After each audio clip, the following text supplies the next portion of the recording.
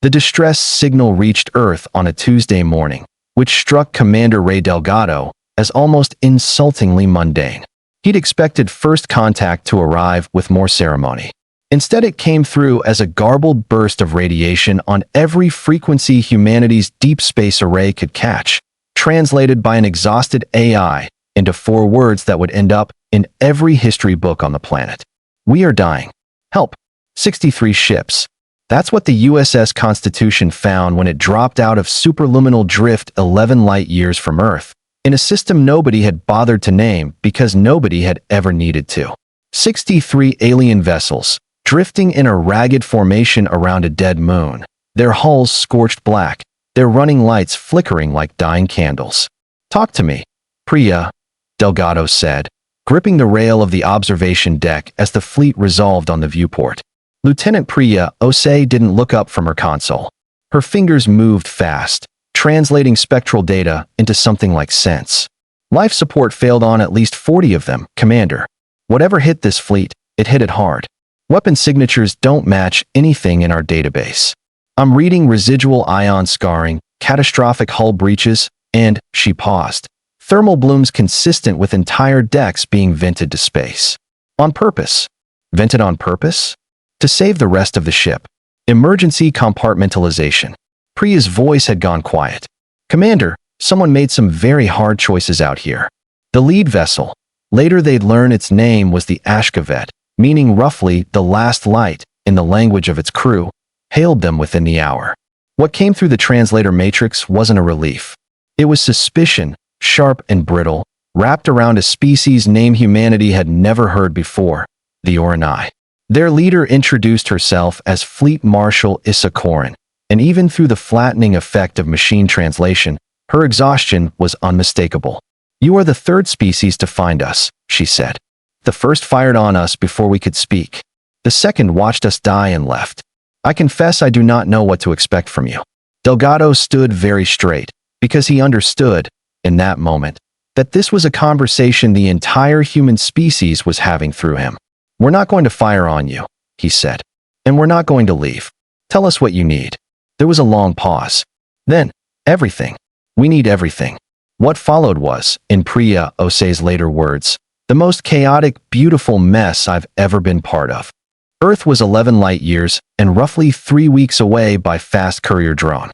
The Constitution alone couldn't save 63 crippled ships, and God knew how many thousands of Oronai lives. So Delgado did the only thing that made sense. He sent everything he had back through the relay, and he asked Earth to send everything it had forward. What Earth sent back stunned the Oronai more than the offer itself had. Within 72 hours, 3 more fleet vessels burned hard out of the Sol system, redlining engines never designed for that kind of sustained strain, because human engineers, it turned out, had a long, ugly, beautiful history of building things tougher than the specs demanded, just in case. Behind them came civilian ships. A hospital vessel repurposed from an asteroid mining hauler. A fabrication ship stuffed with print stock and an engineering crew that had spent 4 straight days awake solving alien hull metal compatibility problems because nobody wanted to be the one to say the numbers didn't work in time. They didn't wait for permission from every committee. They didn't wait for treaties. Reese Whitfield, the ship's chief engineer, put it to Delgado plainly over comms while she was elbow-deep in a breached Oronai coolant line, her suit patched with 3 different kinds of tape. "Sir, there's a woman 2 decks over holding her kid's hand while her ship suffocates around her. I don't need a committee to tell me that's wrong." By the time the full relief convoy arrived, the Ashkavet and her sister ships had been kept alive for 19 days on jury-rigged human tech, translated schematics, and the sheer stubbornness of engineers who refused to lose a patient. Even one with 4 lungs and copper-colored blood. Fleet Marshal Korin watched it happen from her command chair, watched species she'd never known existed climb into the guts of her dying ships and bleed sweat trying to save strangers, and something in her rigid military bearing began, slowly, to crack. "Why?" she asked Delgado one evening. Both of them watching repair drones swarm the Ashkavet's fractured spine like fireflies. "Are you doing this? You gain nothing. Our technology is decades behind yours in some respects, centuries ahead in others. We are not useful allies yet. We are only a cost." Delgado thought about his grandfather, a fisherman out of Gloucester who used to say the sea didn't care whose boat was sinking, you pulled people out of the water first and sorted out the rest later.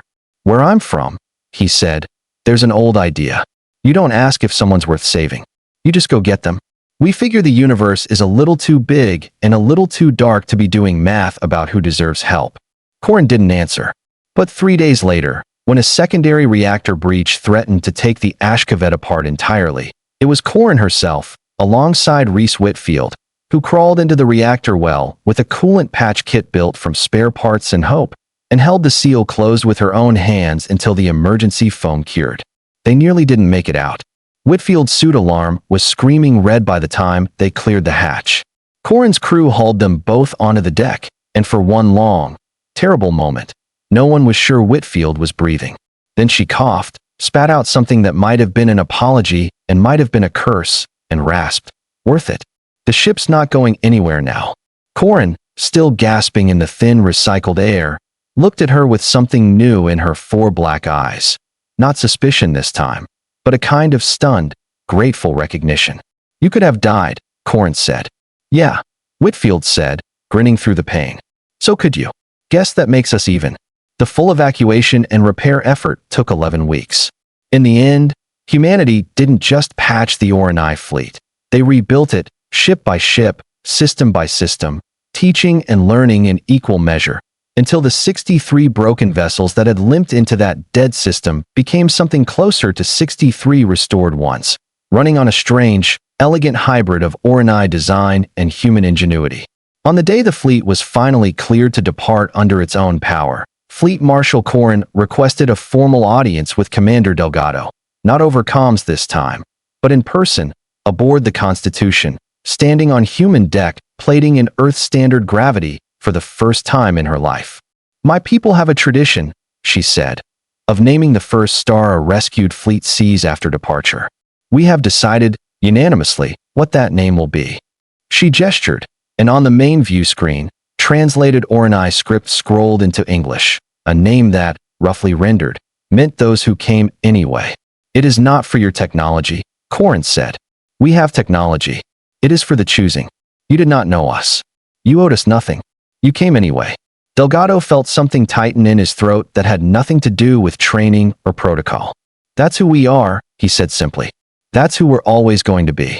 Outside the viewport, 63 ships that should have died in the dark began, one by one, to light their engines, and turned, together, toward home. Word would reach Earth 11 years later, carried on Oronai ships fast enough now to make the trip themselves an invitation. Not for trade, not for territory. An invitation to a founding council, for a coalition of species who wanted, more than anything else, allies who showed up. Humanity, as it turned out, RSVP'd yes before the ink on the translation was even dry.